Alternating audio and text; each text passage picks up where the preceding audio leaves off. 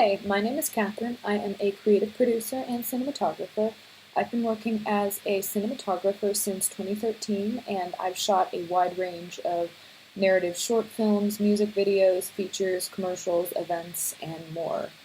And for me, the thing that has always intrigued me and kept me interested in and excited about cinematography is the visual storytelling and the process of building the visual world for each story that the characters are going to be living in and that you're trying to communicate to the audience. And so, what I've always found the most interesting is looking at other cinematographers' work and trying to understand or hearing about not just what equipment did they use, what camera did they shoot on, but what went into all of the creative decisions. Why did they have the key light this color? Why did they use these colors? Why did they compose the shot in a certain way? Why did they have something blocking the camera? Why did they frame the characters a certain way, etc.?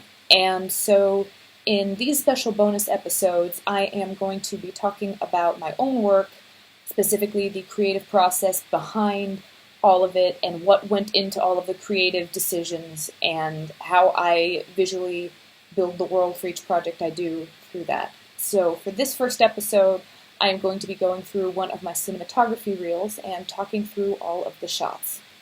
So this opening shot here with the tunnel and the orange lighting, this was from a short drama film that I shot in Seattle, and the protagonist was a homeless man who was suffering from schizophrenia.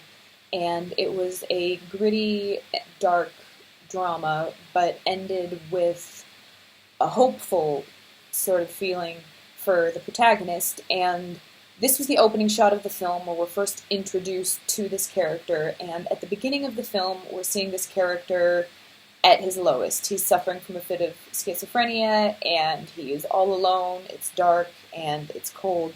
So I wanted this shot to help communicate that dark, hopeless, lonely sense of isolation that the character is experiencing at this moment. So I chose to frame it as a wide and used the shadows and the lighting to draw attention to the mid part of the frame, keeping the foreground and the farther background dark. We ended up covering up some of the lights in the tunnel for this. This was a bridge in a public park in Seattle, and we were taping black wrap over some of the lights farther down in the tunnel specifically to achieve this look.